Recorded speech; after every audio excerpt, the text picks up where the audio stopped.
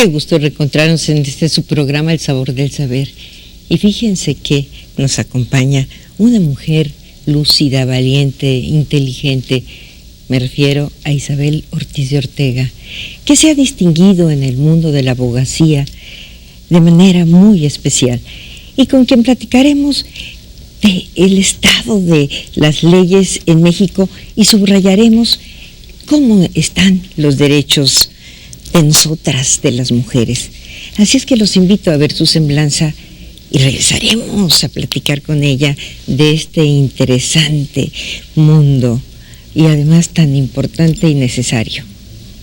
Isabel Ortiz de Ortega es una destacada abogada que hizo sus estudios en la Facultad de Derecho de la Universidad Nacional Autónoma de México, donde aún siendo estudiante trabajó en el entonces Instituto de Derecho Comparado. Posteriormente cursó diversos diplomados y obtuvo una maestría en Derecho Civil y Familiar. Asimismo, con el tiempo encabezó la exitosa firma Ortega Abogados Asociados S.C., donde incrementó los asuntos corporativos e incursionó en otras especialidades, sobre todo en materia de asesoría legal a diversas embajadas. Con nosotros, una distinguida profesionista en el campo jurídico. Isabel, qué gusto de que estés aquí con nosotros. Alejandro Ordorica, Marta Chapa, de veras te damos así una cálida, pero muy cálida bienvenida. Qué gusto, bienvenida. ¿Verdad?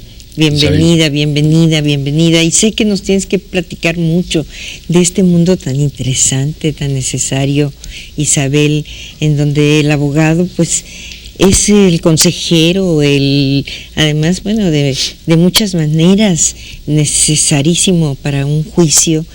Y a mí me gustaría empezar por saber qué te llevó a ti ejercer esta no fácil carrera, y al propio tiempo que nos dijeras cómo está este mundo de la mujer y sus oportunidades dentro de tantas vicisitudes que estamos padeciendo actualmente, no solamente en México, en el mundo. Nos encantaría escucharte. Buenas noches, Marta. Buenas noches, Alejandro. Me da mucho gusto compartir con ustedes estos momentos. Y contestando a tu pregunta. Preguntas, son dos, ¿verdad? Dos en una. A la primera. Yo decidí estudiar abogacía por una cuestión meramente circunstancial. Estando cursando la preparatoria en una escuela de monjas, resulta que una compañera mía me invitó a lo que era el Palacio Negro de Lecumberri. Y ahí lo primero que vi a la entrada fue un letrero que decía: en este antro de vicio, donde impera la tristeza, se castiga más la pobreza que el delito. Mira. Me impactó mucho. ¿Cómo no? Y con ese pensamiento me fui. Y empecé a pensar en que yo quería dedicar mi esfuerzo y mi vida a revertirlo y que imperara en el mundo, que yo pudiera mejorar la ley y no la riqueza. Que además, sabes que muchos, y empezando contigo, ejercen esta carrera de manera altruista. Qué hermoso pensamiento, y de veras que te felicitamos, ¿no te parece, Alejandro? Y claro, porque las historias que fluían en el Palacio Negro eran horrendas, lo sabemos, y todavía en algunas cárceles de nuestros días es vigente el pensamiento, pero también Marta comentaba esta idea más amplia sobre la mujer, Isabel. Claro, no nos referimos solamente a la mujer que cae también, desgraciadamente, a veces en esas redes donde, lejos de liberarse o reconstituirse socialmente, entra en una mayor degradación por el tipo de sistema que se tiene a veces en el ámbito carcelario. Mira, yo considero que las mujeres entramos en un mundo en el cual oímos y vemos todo el tiempo que se está luchando por la equidad de género, por la igualdad de la mujer, en fin. Sin embargo, entramos a ese mundo, pero con el total desconocimiento de lo que ello significa.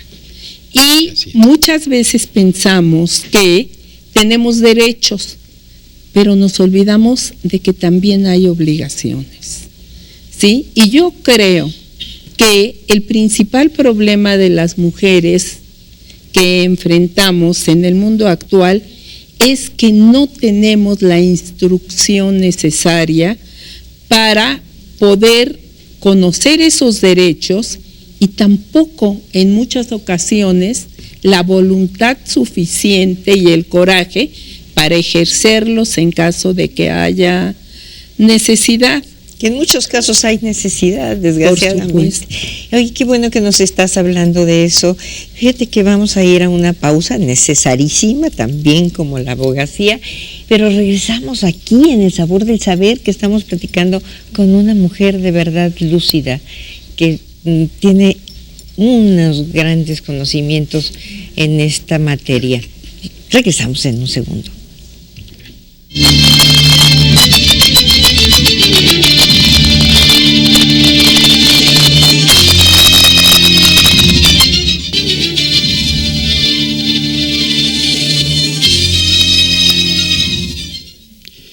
Estamos con una destacada abogada.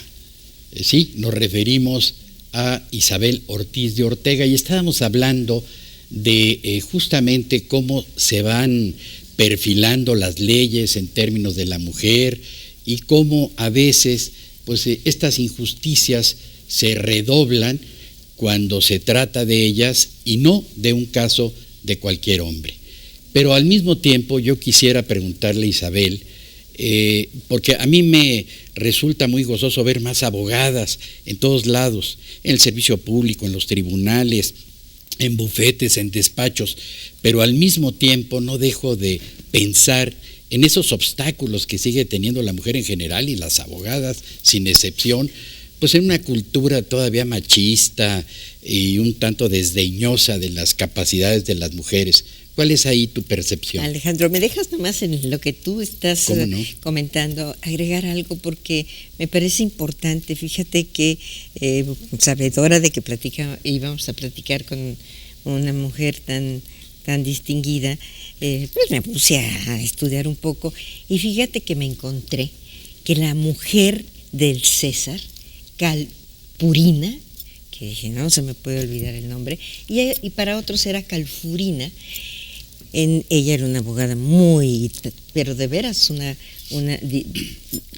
abogada bárbara, y que fíjate que en un momento dado perdió el juicio y estaba tan enojada que eso es lo que nos ha perdido a veces, el carácter, las emociones, lo sentimental. ¿Y sabes qué hizo? Bueno, tenía ahí un espíritu travieso, se levantó las faldas y en ese momento todos los jueces dictaminaron que la mujer no iba a ejercer la abogacía. ¿Cuánto daño nos hizo esta esposa del César, verdad? Pero yo quería... Bueno, ahora es un asunto de razones y de argumentos y de leyes, por fortuna. Sí. Adelante, Isabel. Mira, Alejandro, me parece muy interesante tu pregunta. Quiero decirte que cuando yo ingresé a la Facultad de Derecho, debíamos haber 15 mujeres en cada salón por 100 varones. Actualmente claro, creo que es más de un 50%. No era cuota. Era las que queríamos estudiar. No, y ahora en general, déjame decirte el dato muy brevemente para que tú nos sigas ilustrando, pero por primera vez la UNAM, hasta hace poco, ya tiene más mujeres que hombres inscritas en todas las carreras. Así es. Ahora, ejercer la abogacía en el ámbito actual se ha vuelto más común en las mujeres. Si ustedes van a los tribunales, van a percatarse de que en un momento dado hay juezas, magistradas, en gran medida sobre todo en la materia familiar, que en un momento dado pues es la más sensible y la que más puede afectar los intereses tanto del ser humano, lo mismo sea el hombre que la mujer. Claro. Entonces, las mujeres ahora tenemos un campo más abierto, podemos acceder a puestos que antes no lo pensábamos. Incluso hay una frase que me gustó un día y que repito, mi abuela nunca pensó siquiera que en un momento dado pudiera ejercer una profesión. Mi mamá lo pensó y yo estoy ejerciendo después de haber pasado pues una serie de vicisitudes para que se reconociera pues que las mujeres también teníamos capacidad suficiente y que podíamos en un momento dado frenar nuestras emociones en beneficio de la persona que acude a consultarnos. ¿Y cómo andan las leyes respecto a las mujeres? ¿Tú sientes que son más favorables que desfavorables? Las leyes son mucho más favorables para las mujeres. Hoy en día. Se ha avanzado enormemente, sí. Ahora las mujeres tienen derechos que nunca se pensó, como es la compensación tratándose de matrimonios celebrados bajo el régimen de separación de bienes. Y ahí nos detenemos porque creo que hay una pausa, Marta. Una pausa. Y regresamos con el tema. La plática tan interesante que de verdad quisiéramos que estas pequeñas pausas que tan necesarias, pero ¿saben qué? Regresamos muy pronto a platicar con Isabel Ortiz de Ortega.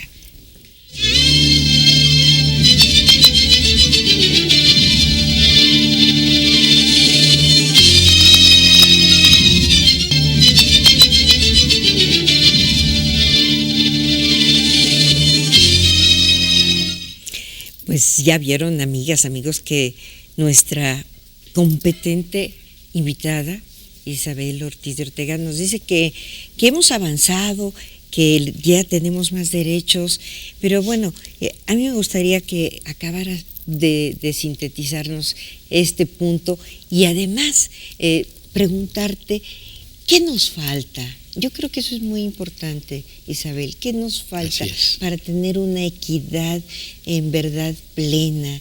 Que las mujeres, porque muchas veces se queda ahí en letra muerta y tenemos esa necesidad. Y yo creo que también nuestro carácter, que de repente no tenemos esa confianza, pero yo quiero escucharte. Con mucho gusto, Marta. Mira, como te decía anteriormente, las leyes se han reformado extraordinariamente en beneficio de la mujer. Sin embargo, tenemos dos problemas fundamentales. Uno, que las mujeres no tienen la educación, los conocimientos para saber a qué tienen derecho. ¿Y qué hacer para que los tengan? Mira, ¿qué hacer para que los tengan? Yo creo que debía haber unos cursos prematrimoniales. ¿Por qué? Porque, ¿qué sucede? La mujer llega al matrimonio y me refiero a la mujer, aunque puede ser que también del hombre, pensando que llegó a una meta en su vida, y no es cierto. Es el principio de un larguísimo camino.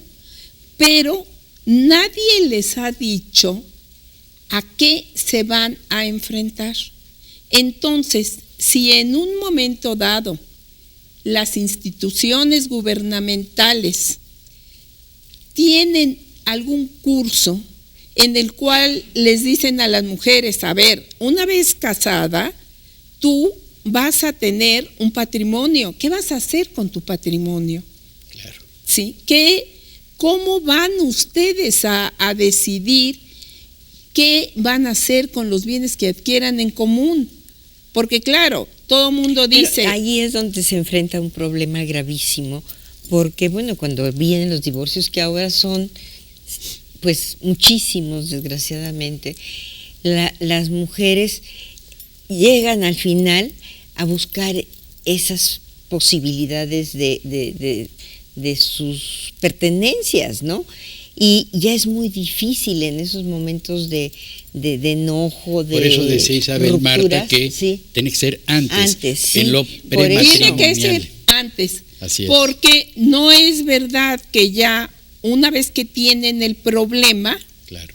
lo puedan resolver. La prevención, ¿no? La prevención Yo veo. es muy Y importante. como ¿verdad? decías tú, Marta, ahorita que hablabas de Roma, bueno, en un caso no muy afortunado, yo digo sí, en uno que es admirable, el de Séneca, filósofo y educador, quien decía que las leyes tenían o deben mandar y no polemizar, que es lo que está pasando luego. A él le Así pasó es. algo muy interesante. Él, cuando lo estaban defendiendo, dijo, no, yo quiero solo. No es la manera, ¿no es así, Sí, Alejandro? y entonces ¿verdad? llegamos a lo mismo, de que Sí. es un conocimiento, porque entiendo que las mujeres están perdiendo por omisión, por ignorancia o Sí. por ausencia de conocimiento. Y sabes que también por falta de coraje.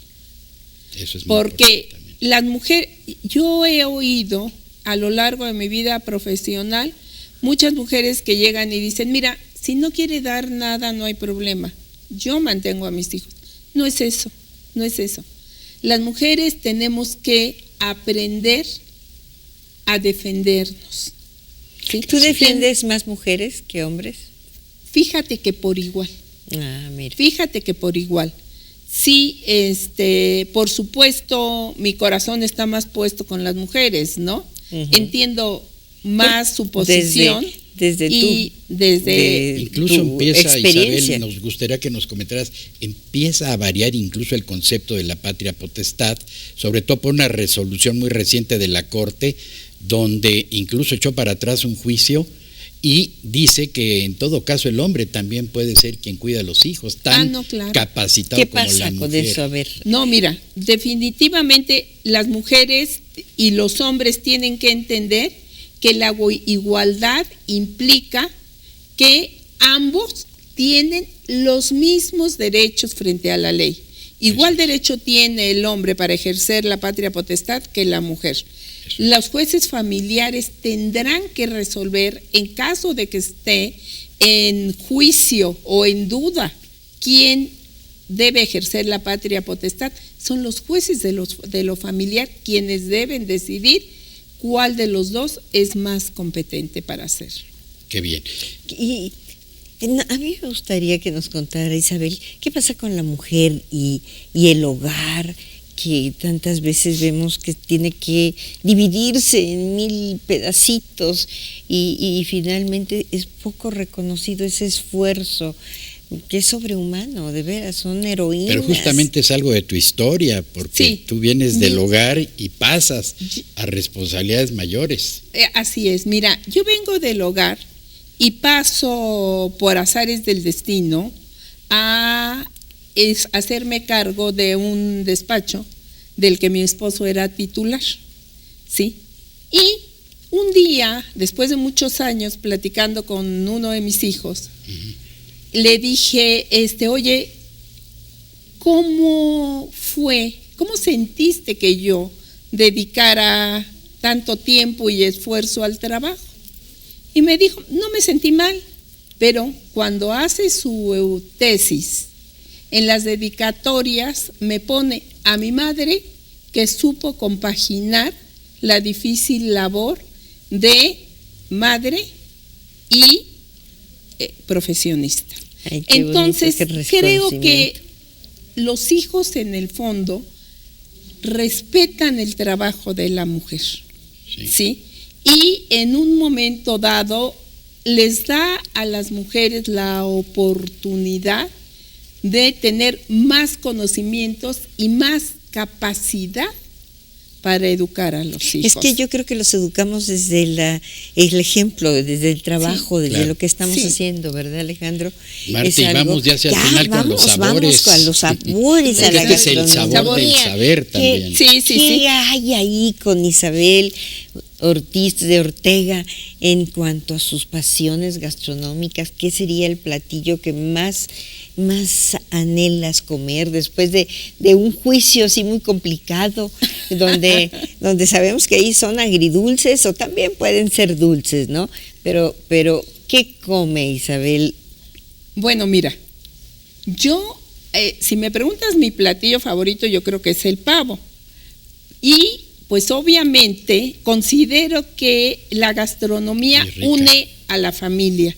Entonces, lo que hago los domingos o los sábados es ver mi recetario de Marta Chapa y tratar de imitar algún platillo. Ay, qué linda, ¿sí? Pues oye, qué bueno que le dedicas ese tiempo, yo creo que es muy importante. Sabes que alrededor de la mesa nace la familia, bueno, más que nacer, se confirman esos lazos, ¿verdad?